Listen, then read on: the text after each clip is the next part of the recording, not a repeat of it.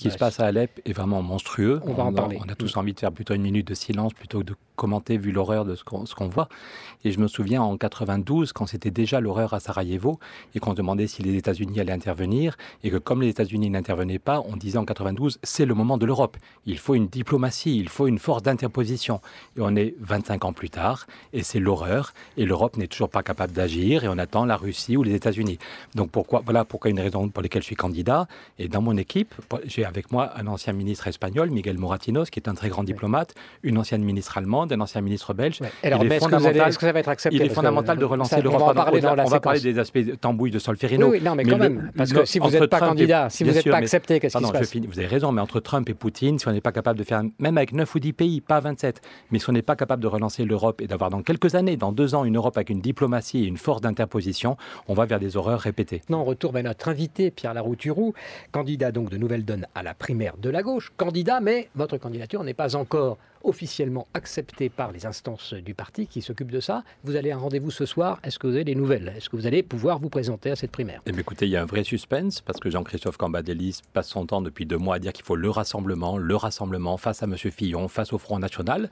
Et c'est un vrai sujet. Il ne veut pas trop de candidats, c'est cohérent. Oui, mais alors peut-être que... Honnêtement, on va être 7 ou 8. La primaire de droite a été plutôt un succès, même si le bilan est catastrophique, on voit le projet de M. Fillon. Mais ils étaient 7. Il y avait une vraie diversité entre Mme Kosciusko-Morizet et M. Poisson. Il y avait des cultures différentes. Ils ont eu des débats assez sereins. Et il y a 4 millions de gens qui sont allés voter. Je pense qu'à gauche, si on a le choix uniquement entre des anciens ministres de François Hollande, ça va être dramatique. Aujourd'hui, si on continue à verrouiller la primaire, on aura le choix uniquement entre des gens qui ont été tous ministres de François Hollande, sachant que M. Hollande n'est pas candidat parce que son bilan n'est vraiment pas bon. Donc ils vont s'engueuler pour savoir, oui, toi tu étais pendant 2 ans ministre et toi pendant 2 ans et demi et puis toi tu étais encore il y a une semaine. Ça va être dramatique. On n'est pas là pour rigoler, le pays peut s'effondrer. Il y a 6 millions de chômeurs, vous en avez parlé l'autre jour, il y a presque 9 millions de pauvres, il y a toutes les semaines des paysans ou des artisans qui se flinguent parce qu'ils n'arrivent plus à vivre. Donc la politique, ce n'est pas un jeu entre personnes qui préparent le prochain congrès du parti ou 2022 ou 2049. Le pays peut s'effondrer. On a une responsabilité. Donc quand Jean-Christophe Cambadélis, devant toutes les caméras, appelle au rassemblement et tend la main à ceux qui ne veulent pas venir, il passe son temps à tendre la main à Macron et Mélenchon qui ne veulent pas venir, et puis il y a une force politique qui est OK pour venir. OK, on est tout jeune, on n'a que 3 ans, mais il y a quand même plus de 500 000 personnes qui ont déjà voté pour nous aux européennes. Donc on est la seule force nouvelle qui a émergé et qui est OK, qui dit chiche si c'est un débat loyal, et on nous ferme la porte au nez. Cette force, c'est une faute politique dramatique. Question de Sophie Delpont. Bonjour Pierre Larouturou. Bonjour. Donc sur le fond, qu'est-ce que vous apportez en termes de programme pour justement changer les choses et essayer de rassembler la gauche? Premier point fondamental, montrer qu'on ne peut plus compter sur la croissance pour sortir du chômage. Vous m'avez invité il y a quelques mois, j'ai fait un livre avec Dominique Méda sur la question du temps de travail. Tous les autres candidats vous disent on va relancer la croissance. Arnaud Montebourg dit qu'on va faire des sacrifices pour la politique industrielle et que ces sacrifices vont nous donner le plein emploi comme en Allemagne. J'aimerais qu'Arnaud nous dise quels sont les sacrifices qu'on va faire et qu'on aille voir en Allemagne si c'est vraiment le plein emploi quand il y a 5 millions de petits boulots. Donc au lieu d'attendre le retour de la croissance, nous on montre qu'on peut faire les choses différemment. Concrètement, le journal des Échos disait l'autre jour qu'il va y avoir 1000 milliards, c'est énorme et on n'en parle pas. Il va y avoir 1000 milliards créés par la Banque Centrale Européenne.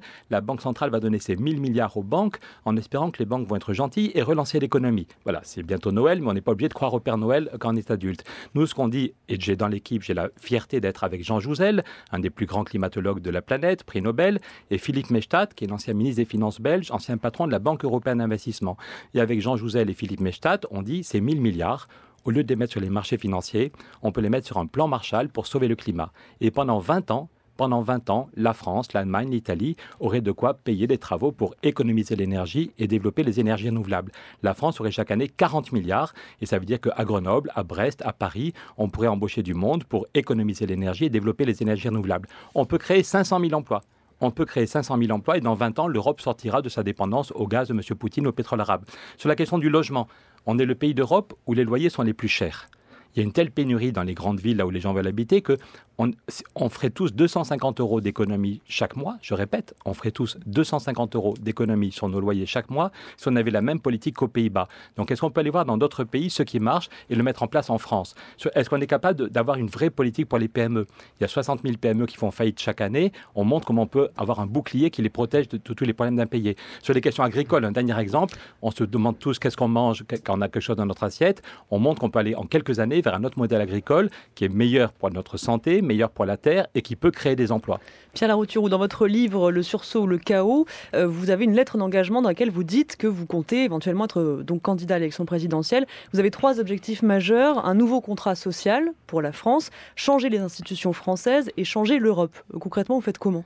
Concrètement, c'est sur les questions sociales, c'est tout mettre sur la table dans les 3 premiers mois du mandat. Avec les partenaires Avec sociaux. les partenaires sociaux. Ségolène Royal avait la même proposition en 2007. On met les partenaires sociaux autour de la table et on voit ce qu'on fait. Est-ce que vous proposez quelque chose, vous, une ligne directrice ? Oui, sur la question. Pour la ligne directrice, on a quelques secondes. Bon, pardon. Sur la question des institutions, on propose qu'il y ait une constituante et un référendum.